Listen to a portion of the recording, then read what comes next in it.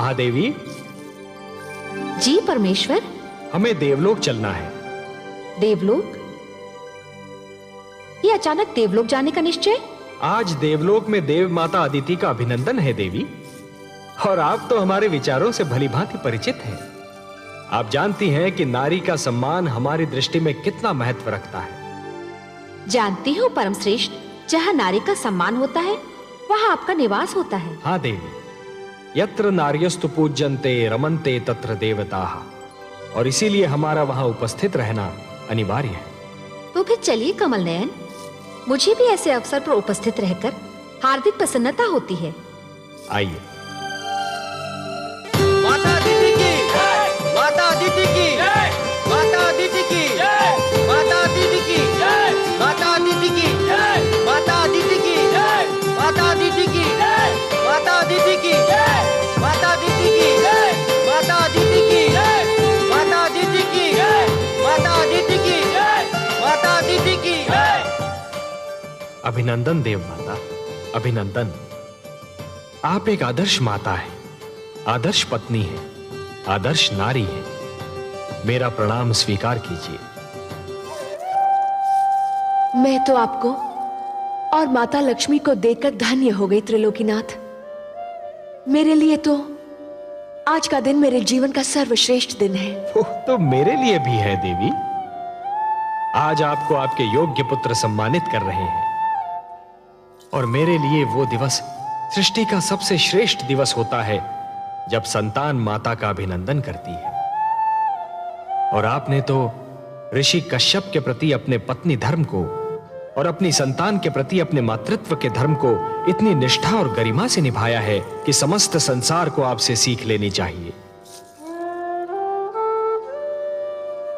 देव माता तो मुझे मेरे पुत्रों ने बना दिया है, जिन्हें संसार देवता कहकर पुकारता है। परंतु सत्य इससे सर्वथा विपरीत है देवी। अर्थात? सत्य यह है कि संसार आपके पुत्रों को देवता इसलिए कहता है कि आपने उन्हें वो सारे संस्कार दिए जिन्हें पाकर ये देवता हो गए। मैंने तो उन्हें केवल माता का प्रेम दिया है सर्वेश्वर। निस्संदेह, परंतु माता का प्रेम वो विचित्र वस्तु है देवी, जो संतान को सुधार भी सकता है और संतान को बिगाड़ भी सकता है। आपने अपनी संतान को अच्छी शिक्षा दी, अच्छे आचार विचार दिए, अच्छाई और बुराई की पहचान कराई, जीवन जीने के ढंग सिखाए, उन्हें बुरी डगर पर चलने से रोका, उनकी हर भूल पर उन्हें टोका, और यही तो माता का वास्तविक प्रेम है।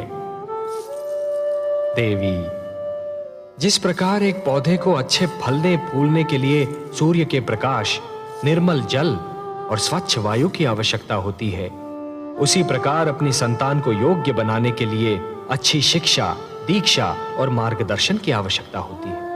और यही तो सब आपने अपनी संतान को दिया। ये सब आप ही की कृपा है लक्ष्मी नारायण। नहीं देव माता, नहीं। जल को अपनी निर्मलता, वायु को अपनी शीतलता और पुष्प को अपनी सुगंध का ज्ञान नहीं होता। ये ज्ञान तो केवल उन्हीं को होता है जो जल को स्पर्श करते हैं, जो वायु का अनुभव करते हैं, जो पुष्प के समीप जाते हैं।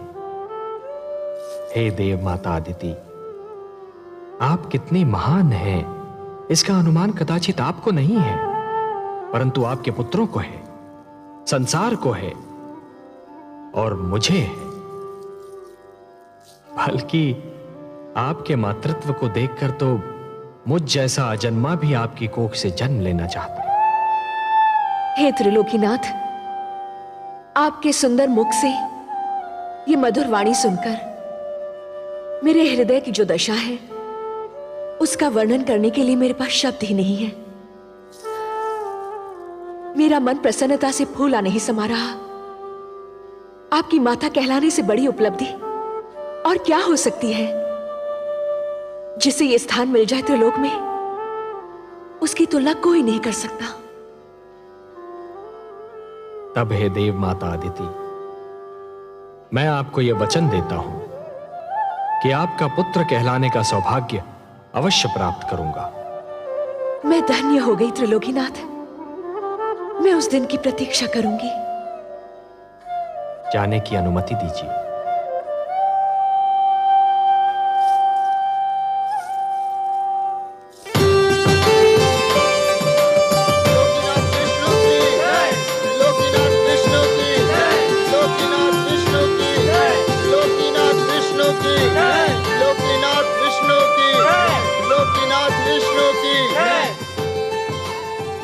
आइए माता, विराजिए।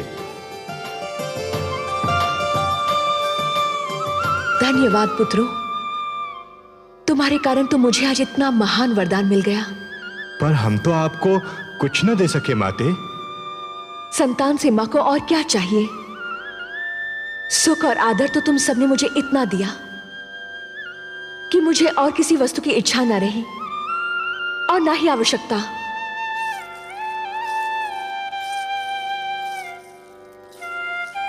हम चाहते हैं कि हम आपकी और सेवा करें माते। हम चाहते हैं कि आप अब यहीं रहे देवलोक में। हाँ माते, अब आप यहीं रह जाइए। पुत्रों, नारी का देवलोक वही होता है जहां उसका पति निवास करता है, और मेरा देवलोक मेरी धरती है जहां मेरे पति और तुम्हारे पिता प्रतीक्षा कर रहे हैं। तुम सब तो हर पल मेरे साथ हो, क्योंकि मेरे मन में हो। मुझे भी सदैव अपने मन में रखो, मैं भी तुम्हारे साथ रहूंगी। मैं अब चलूंगी। मेरे देवता को यज्ञ के लिए मेरी प्रतीक्षा करनी पड़े, ये मेरे पत्नी धर्म के विरुद्ध है। मुझे अब चलना चाहिए।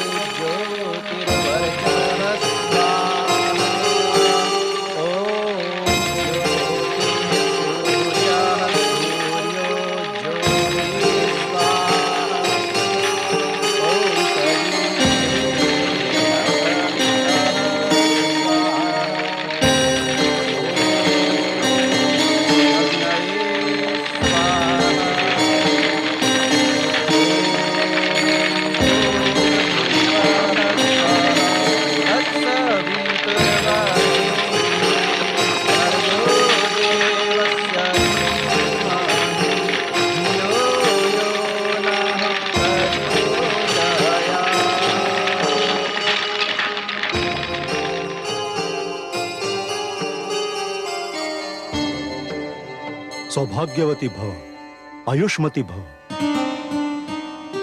देवी, मैं भगवान विष्णु से प्रार्थना करता हूं कि वो आपकी समस्त इच्छाएं पूरी करें। स्वामी, जिस नारी का पति भी देवता हो और संतान भी देवता मानी जाती हो, उसके मन की और क्या इच्छा हो सकती है? मेरे मन की बस एक ही इच्छा है कि हमारे परिवार पर भगवान विष्णु की कृपा सदा यूं ही बनी रहे।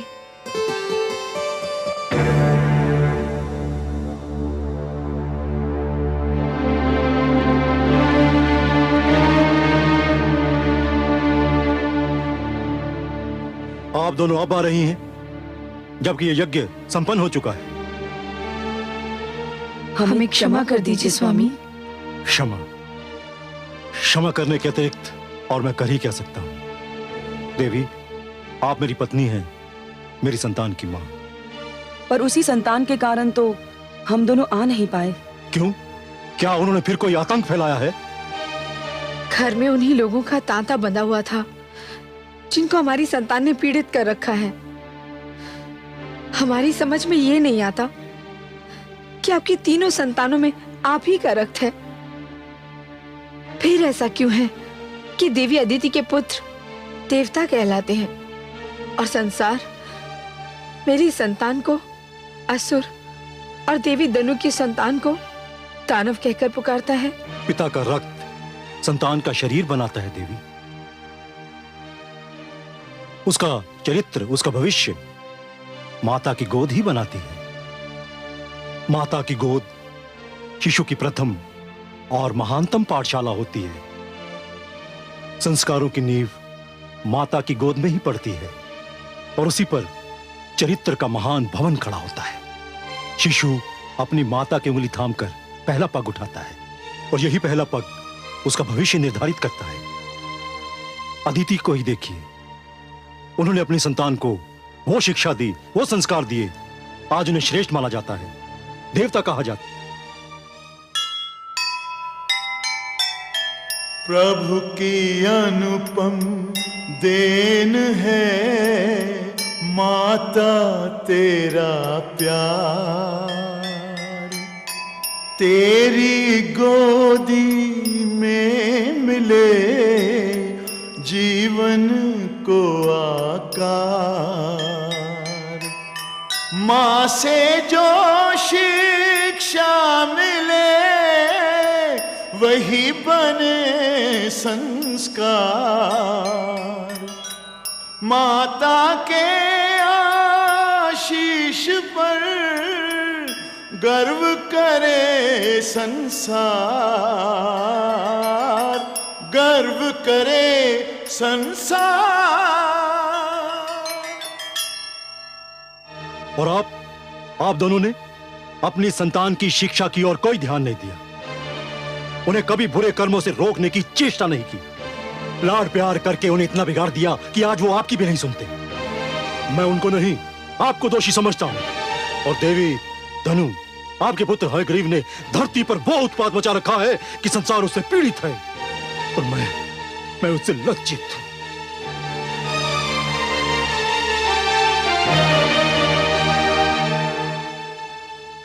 स्वामी,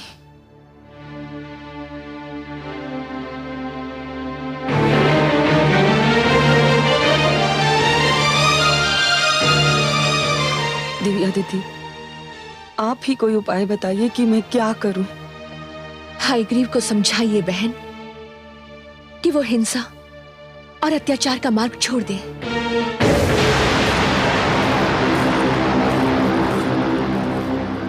नहीं होने दूंगा मैं मानव कल्याण। नहीं पुत्र हयग्रीव, नहीं, मेरी बात सुन।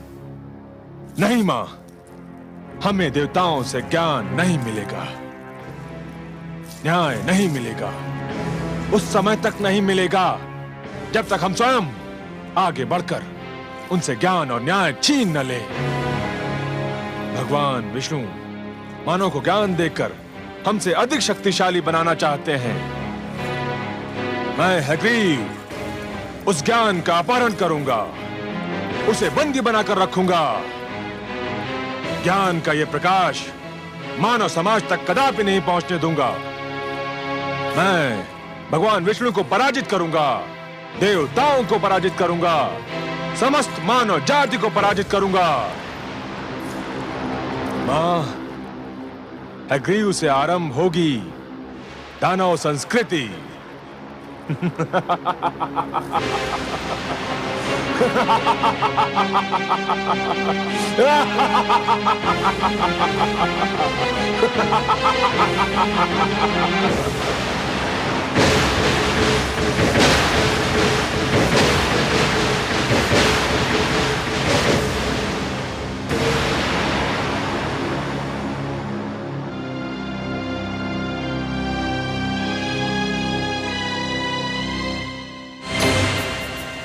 ऋग्वेद, यजुर्वेद, सामवेद, अथर्ववेद, मेरे निकट आइए।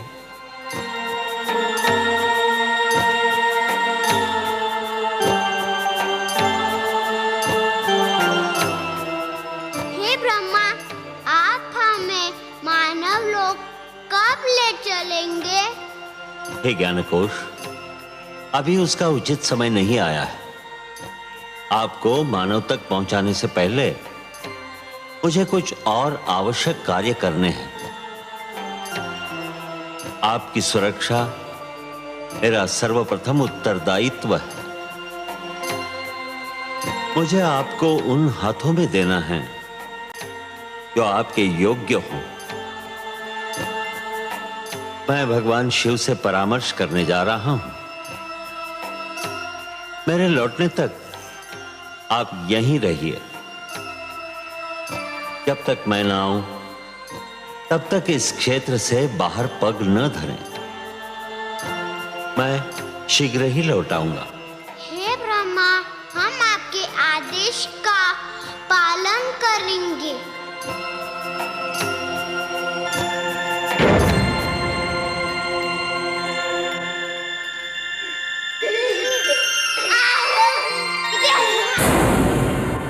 दानवराज हैग्रीव की, दानवराज हैग्रीव की, दानवराज हैग्रीव की, दानवराज हैग्रीव की, दानवराज हैग्रीव की, दानवराज हैग्रीव की, दानवराज हैग्रीव की, दानवराज हैग्रीव की, दानवराज हैग्रीव की, दानवराज हैग्रीव की।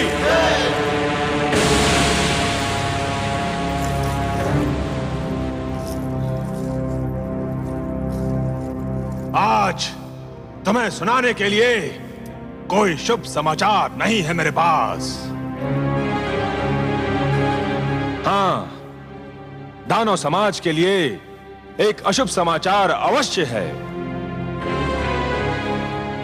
देवता तो सदा से ही हमसे अधिक श्रेष्ठ और ज्ञानी माने जाते रहे, और अब देवताओं के मित्र विष्णु ने मानव को भी हमसे अधिक श्रेष्ठ और ज्ञानी बनाने के लिए 4 वेदों को जन्म दिया है।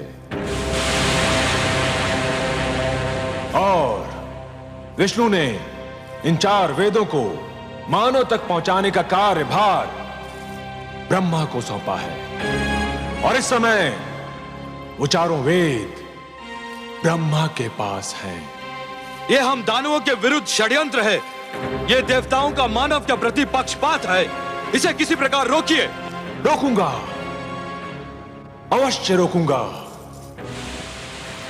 जब तक मैं जीवित हूं, ज्ञान का यह प्रकाश मानव जाति तक कदापि नहीं पहुंचने दूंगा।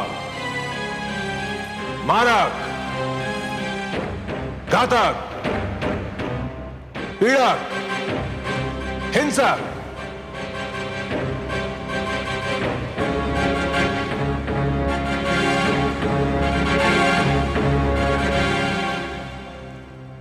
तुम चारों को अपनी शक्ति पर बड़ा गर्व है ना?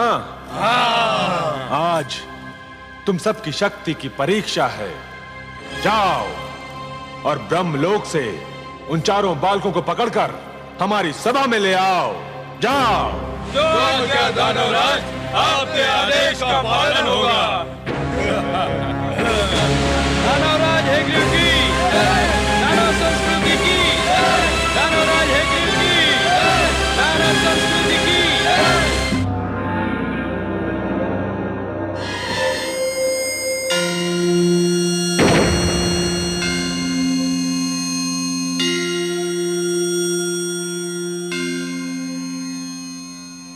प्रणाम आदि प्रजापति ब्रह्मदेव। प्रणाम भोलेनाथ। शिवलोक पधार कर आपने मुझे धन्य किया। मैं आपसे कुछ परामर्श करना चाहता हूं शिव शंकर। आपको सहयोग देकर मुझे प्रसन्नता होगी। हे महेश, भगवान विष्णु ने 4 बालकों के रूप में अपनी वाणी मुझे सौंपी है और आदेश दिया है कि मैं इसे मानव तक पहुंचा दूं। ये तो आपके लिए कोई कठिन कार्य नहीं है। कठिन कार्य तो नहीं है, पर एक दुविधा ने मुझे आ घेरा है। दुविधा? और आपको? हाँ भोलेनाथ, आप तो भली भांति जानते हैं कि धरती पर क्या उत्पात मचा हुआ है। युद्ध, छल, कपट, भ्रष्टाचार, अत्याचार से धरती की दशा दयनीय हो गई है। एक मानव दूसरे मानव के रक्त का प्यासा हो रहा है। ऐसे मानव को भगवान विष्णु की दी हुई ये महान वाणी, ये अनुपम भेंट मैं कैसे सौंप सकता हूं भला? तो फिर आपने क्या निर्णय किया? कोई निर्णय लेने से पहले मेरे लिए आपकी स्वीकृति की आवश्यकता है। मेरी स्वीकृति? हाँ शिव शंकर, इस सृष्टि की रचना मैंने की है, परंतु इस सृष्टि में बहुत सी ऐसी वस्तुएं भी जन्म ले चुकी हैं जो अनचाही हैं। मैं इस सृष्टि में परिवर्तन चाहता हूं।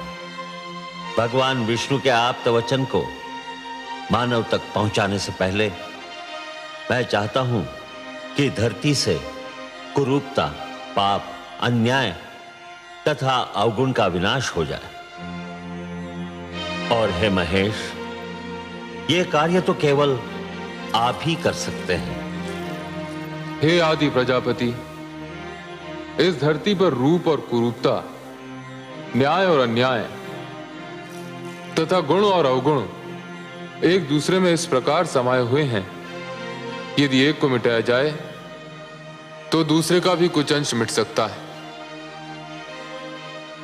पुण्य और पाप एक दूसरे में इस प्रकार उलझ गए हैं, यदि एक पर चोट की जाए तो दूसरे को भी हानि पहुंच सकती है। यह क्षेत्र आपका है भोलेनाथ, कोई और इस कार्य में हस्तक्षेप कर ही नहीं सकता। यह निर्णय केवल आप ही कर सकते हैं कि किसको नष्ट किया जाए और किसकी सुरक्षा की जाए। आप जो निर्णय करेंगे वही उचित होगा, परंतु निर्णय तो आपको करना ही होगा। मुझे सोचने का अवसर दीजिए प्रभु।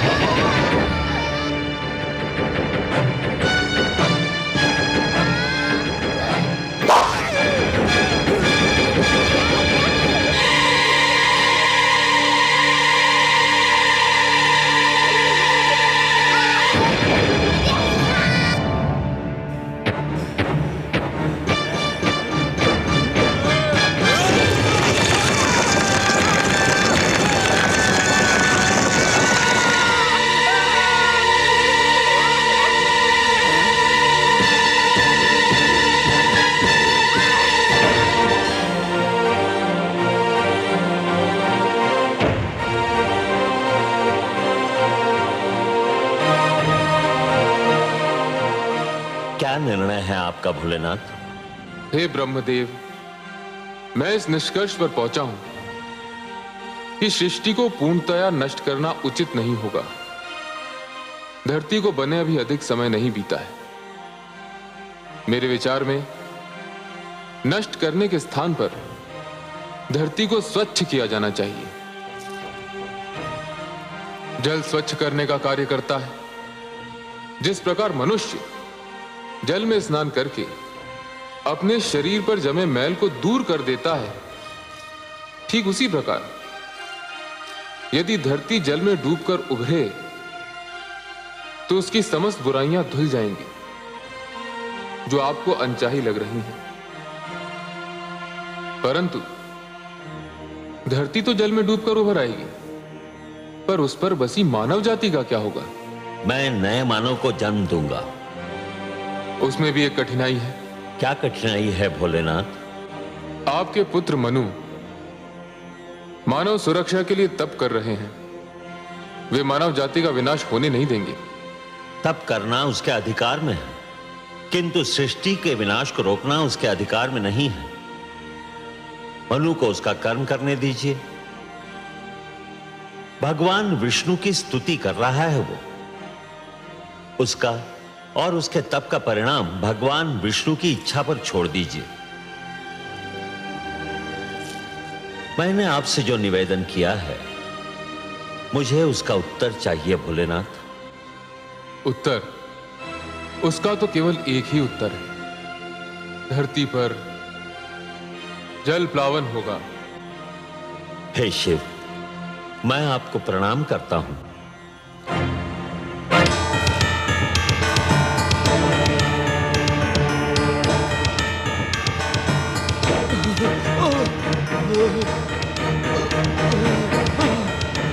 दानवराज, दानवराज, हम उन बालकों का अपहरण नहीं कर सके। 3 दानव ब्रह्मलोक में मारे गए। मैं किसी प्रकार अपने प्राण बचाकर यहाँ पहुंचा हूँ। कायर, तू भी वही क्यों नहीं जलकर भस्म हो गया? मैं भी मर जाता तो ये सूचना आपको कौन देता दानवराज? सूचना समाप्त हो चुकी ना? तो फिर अब तेरा कार्य भी समाप्त हो गया। अब तुझे जीवित रहने की कोई आवश्यकता नहीं।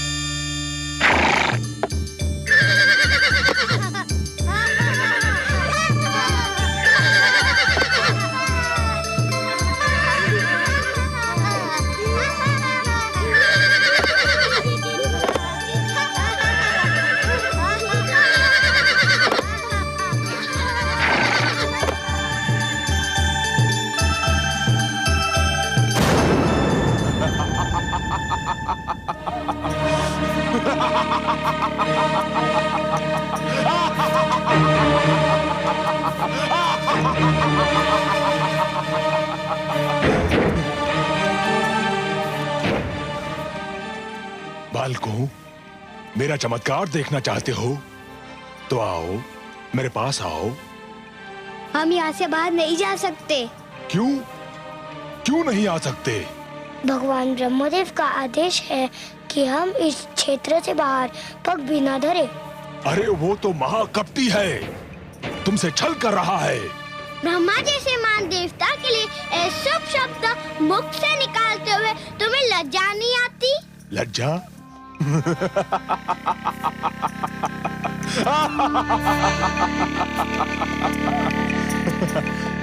उस छलिए से लज्जा? जानते हो वो कहाँ गया है? जानते हैं, वो शिवलोक गए हैं। और वहाँ क्या करने गया है? ये तो हम नहीं जानते। तुम चारों को पाकर ब्रह्मा के मन में खोट समा गया है। तुम झूठ बोलते हो। मैं सत्य कह रहा हूँ। ब्रह्मा शिव के पास ये निवेदन करने गए हैं कि वो धरती को नष्ट कर दें। किंतु क्यों? बड़े भोले हो तुम चारों, इतना भी नहीं समझते। सीधी सी बात है, धरती नष्ट हो जाएगी तो मानव भी नष्ट हो जाएगा, और मानव नष्ट हो जाएगा तो तुम चारों सदा के लिए ब्रह्मा की संपत्ति बन जाओगे, और वो तुम चारों को दास बनाकर रखेगा। हम कैसे मान ले कि तुम सच बोल रहे हो? इसीलिए तो मानव समाज ने मुझे यहाँ भेजा है कि मैं तुम चारों को ब्रह्मा के पंजे से मुक्त करा के उसके पास पहुंचा दूं जिसकी तुम धरोहर हो।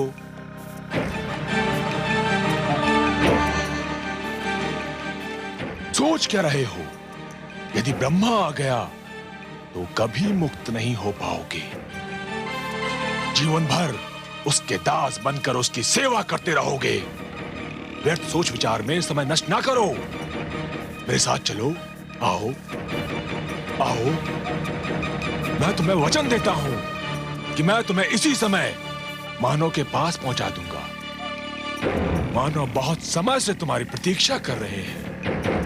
आओ, मेरे पास आओ, आओ, आओ।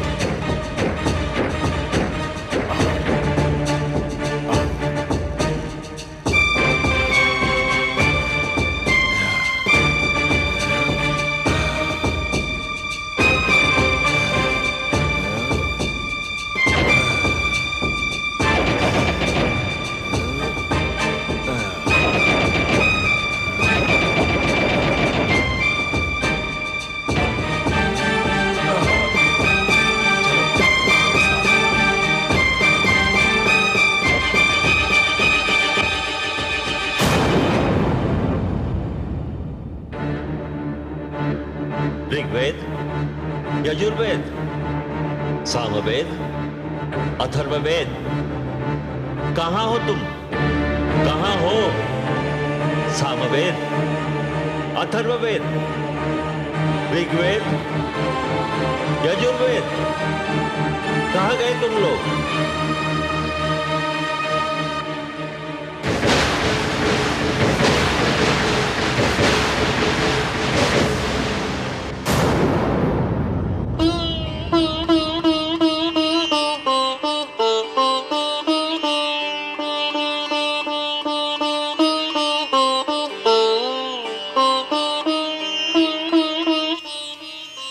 सर्वेश्वर, आपने अपनी जो धरोहर ब्रह्मा जी को सौंपी थी उसे कोई चुरा कर ले गया है। देख रहा हूं देवी। किंतु आप तो योग निद्रा में थे। आपने? ध्यानस्थ था देवी।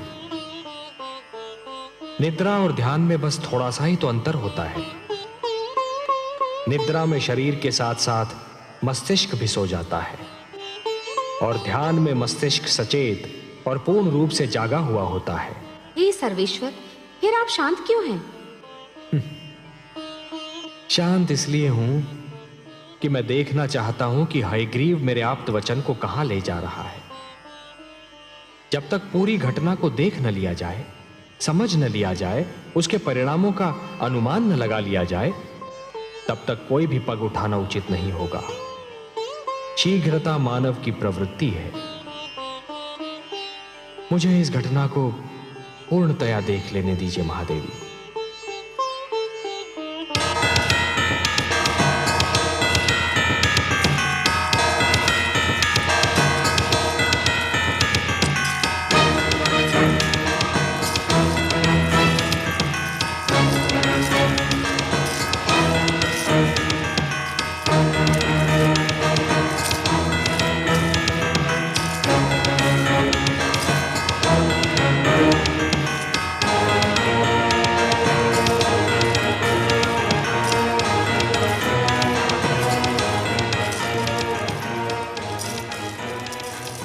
तुम कौन हो और हमें कहाँ ले आए हो? मैं अग्रीव दानव हूँ और ये मेरा भवन है और तुम चारों अब सदैव यहीं रहोगे। तुम कपटी हो। तुमने हमारे साथ छल किया। तुम्हें अपने अधिकार में लेने के लिए मैं कुछ भी कर सकता था, पर भगवान ने हमें मानव के लिए बनाया है। हम मानव कल्याण के लिए रचे गए हैं। हमें मानव के पास जाना है। अब तुम कहीं नहीं जाओगे। बड़ी कठिनाई से तुम्हें प्राप्त किया है। अब देखता हूँ मानव हमसे अधिक शक्तिशाली कैसे बनता है। तुमने हमें मुक्त नहीं किया तो भगवान विष्णु तुम्हारा सर्वनाश कर देंगे।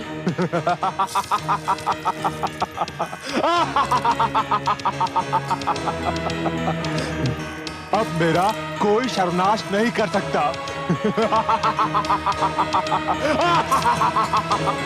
और यदि तुम में से किसी ने भी यहां से भागने का प्रयत्न किया तो तुम सबको नष्ट कर दूंगा।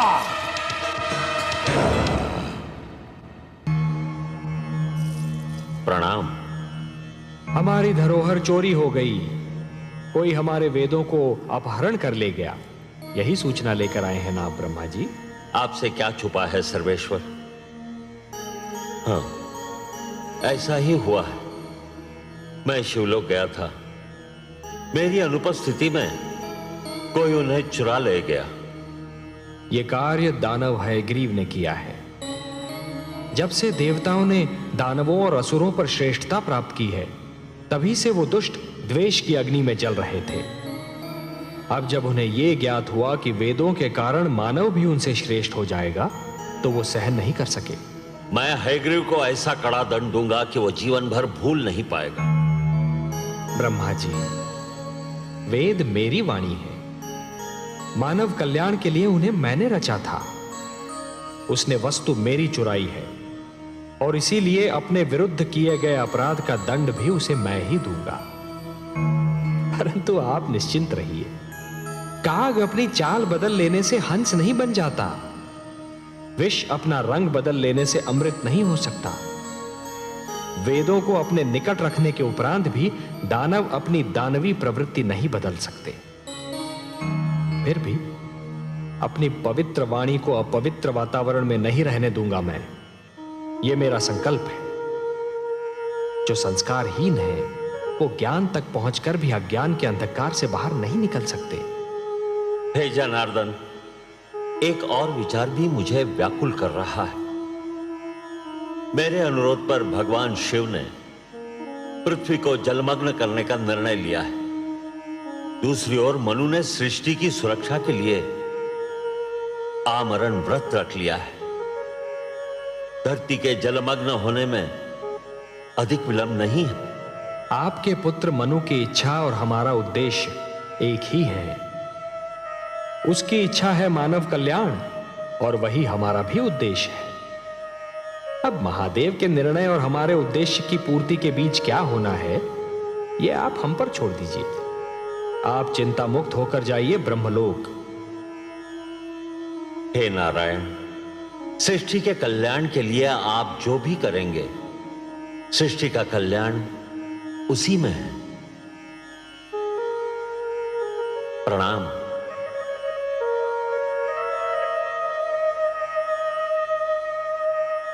हे प्रभु, अब क्या होगा?